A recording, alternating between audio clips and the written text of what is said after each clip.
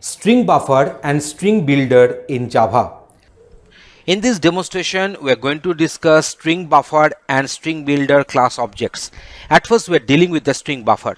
So here you can find that one StringBuffer object, class object has been defined, that is SBuffer, which has been instantiated with this constructor here. And the default capacity of this SBuffer will be 16 here. So let us go for the execution. You can find that when you are printing this SBuffer.capacity, you are getting here 16. This SBuffer is now instantiated with the StringBuffer constructor, and here we are setting the capacity directly as 50 here. As a result of that, when you are setting that one, so it is having the capacity 50. So now again we are defining this SBuffer with this StringBuffer constructor, and here we are passing one string as input argument. Then what will happen?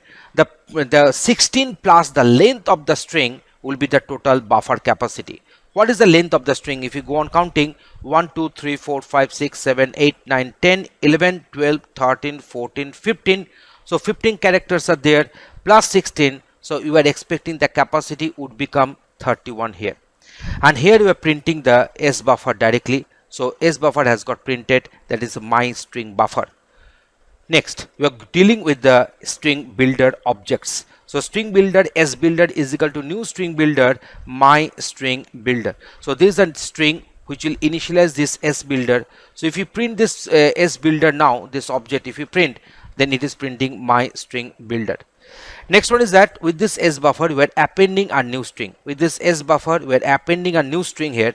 So and also with this S builder object we are appending another new string. So here we are mentioning one method. That method is known as the append, which is public return string buffer object, and then its name of the method is append, and it takes a string class object as input argument. Everything has been mentioned here. So now after doing this append operation, then what is the net outcome? You can find that the pre-existing content is surviving. The pre-existing content is up to this part, and the new content has got appended at the end, and similar thing has taken place in case of string builder class objects also. Next, we are initializing this SBuffer and SBuilder with a new string. So there is one string, that is another string. So SBuffer.insert 5 PQRST. So what is the outcome here? You can find that it is producing the outcome, that is AABCA, then PQRST, then BBC. Why it is so? Because 0, 1, 2, 3, 4. So after this fourth, the fifth position, at the fifth position this PQRST will get inserted, and then BBC will be there at the end. You can find that we are having the same thing. So 0, 1, 2, 3, 4. Then at the fifth place PQRST has got inserted, and the remaining part of this SBuffer is there. Next, in case of string builder, if we do the insertion here, that is at the third place we are inserting X, Y, Z. So what is happening in this case?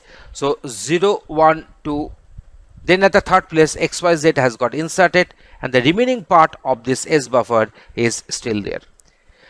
Next, we are going for the reverse. So SBuffer.reverse and SBuilder.reverse. So this particular reverse method will actually reverse the content of this string builder and string buffer objects. So you can find that the reverse is obtaining has been printed, and reverse of this current content has got printed here.